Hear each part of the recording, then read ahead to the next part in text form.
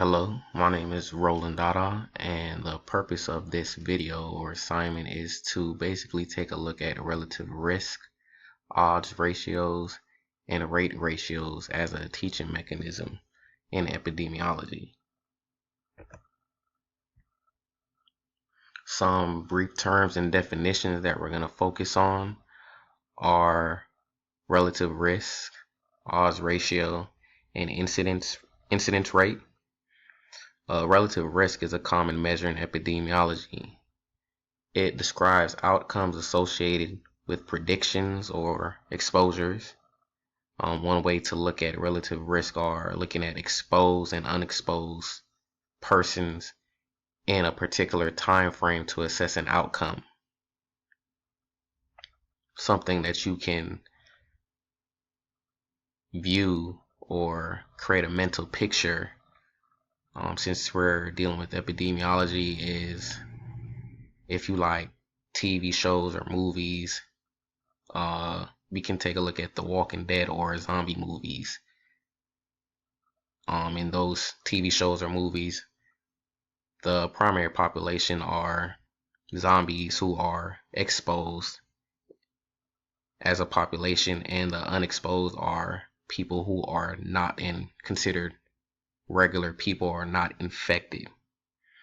The relative risk is basically a ratio of two risk or rates.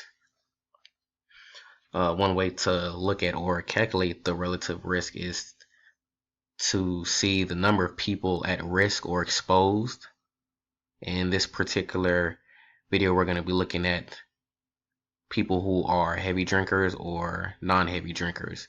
So we can say that the relative risk are the number of people at risk or exposed to drinking over the total number of people exposed as a whole, which were the drinkers. And we divide that total by the number of people not at risk or drinking as a total of people not exposed. The odds ratio is somewhat explanatory. We see odds when we look at gambling or simple things such as playing the lottery, and where odds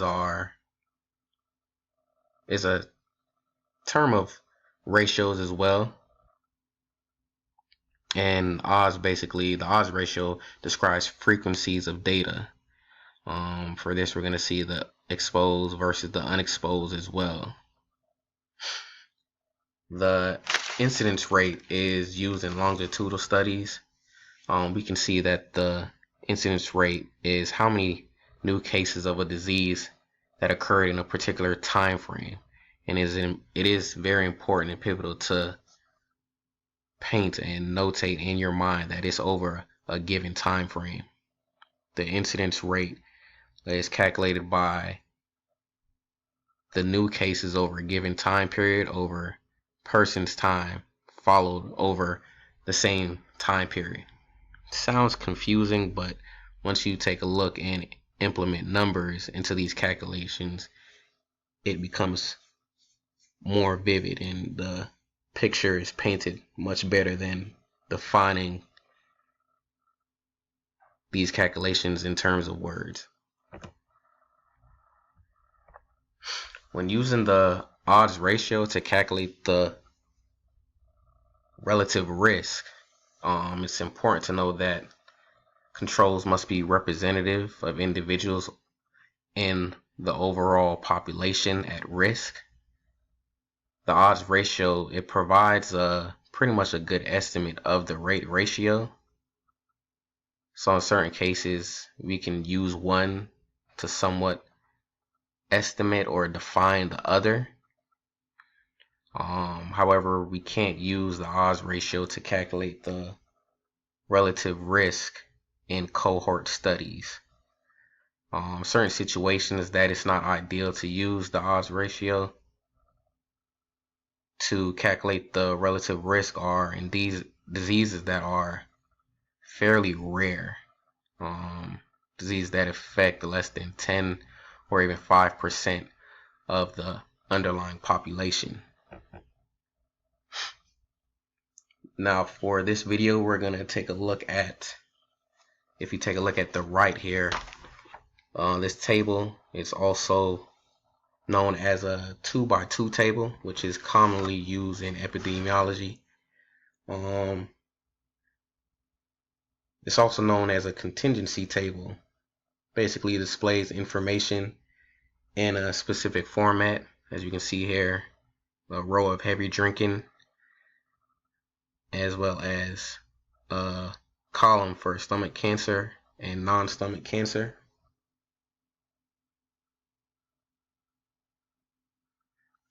So we're going to use this, as this was taken from a hypothetical city in Atlantis. We can see here that the amount of individuals that were identified as heavy drinkers totaled 18, and people that were not considered heavy drinkers was a total of 2. And we can also see here that in the second column here, stomach cancer as a negative, these individuals were not succumbed to stomach cancer. If you add these two numbers, the 18 and the 482, as well as the 2 and the 498, it gives you a total of 500. So our total population is 500. So on this slide, we're going to take a look at the risk, odds, and rates of stomach cancer. Risk are the number of events over population at risk. The odds are probability of an event, and you divide that by 1 minus the probability of the event. Rate is self-explanatory. It's the number of events over the population at risk per unit person time. And rate is in when looking at rate, you want to keep in mind that you have to use person time, because we're taking a look at a total number of people, a person, in a particular time frame. In this case, it's in years. So the person time for this particular 2x2 table for heavy drinkers is 985, and for non-heavy drinkers, the person time was 1,000 people in years.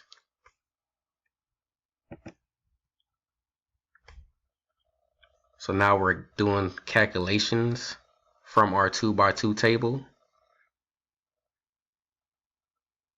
When we're seeing the risk of cancer among heavy drinkers, we see that there was a total of 18. And to obtain the risk of cancer, we will divide 18 by the total of basically the entire population. So we have 18 over 500, and that came out to 0.036. Now when we're taking a look at the risk of cancer for non-heavy drinkers, we know that we have a total of 2 individuals affected who are not heavy drinkers, and we still divide that number over the total amount of people. So in our population here from our 2x2 table, we still have 500, and that calculation came to 0.004. The odds of having cancer among heavy drinkers, we have, as we see here, our given is a total of 18, and we will divide that over 482, because we took 18 from our total population of 500, and we're left with 482, and we have a total number of 0.037. The odds of cancer in non-heavy drinkers, we have the same calculation, but basically we divide 2, and we take 2 from our total population. We end up with a calculation of 0.004. The rate of cancer, and keep in mind, since we're dealing with a rate, we need to deal with person years since we're dealing with people over time. The rate of cancer for heavy drinkers, we have 18, and remember from our previous table, heavy drinkers, the person years was 985. So we will divide 18 over 985 and we come with a calculation of 0.018.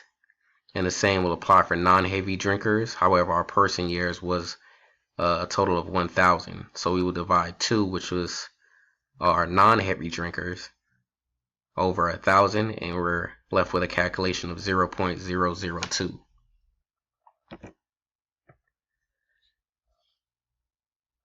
Now on this slide we will take a look at the rate ratio, odds ratio, and incidence rate of getting cancer in terms of heavy drinking compared to non-heavy drinkers. To the right, this is our table that we looked on the previous slide, and we can basically use that as a reference point to take a look at the relative risk of getting cancer, as well as the odds ratio and rate ratio.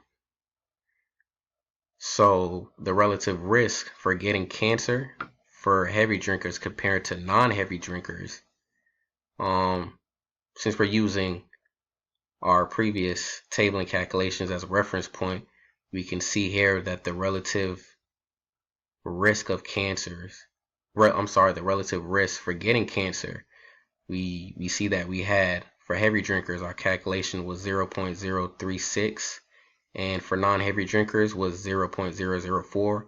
We'll basically divide those numbers and come with a calculation of estimated of 9. To be more precise, the number is actually 9.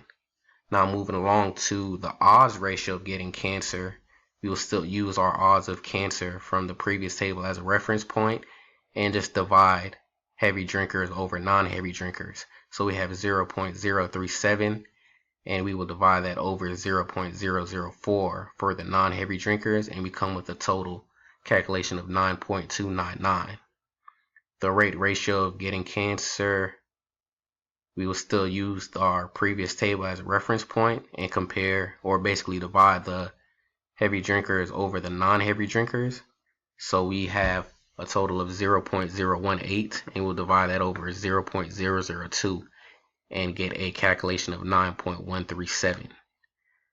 So we basically took our rates, odds, and risk of heavy drinkers and non-heavy drinkers within this population of Atlantis, and we basically took those numbers and frequencies and divided them to get the rate ratio, odds ratio, and relative risk of getting cancer. I hope this video helps. Thank you and good night.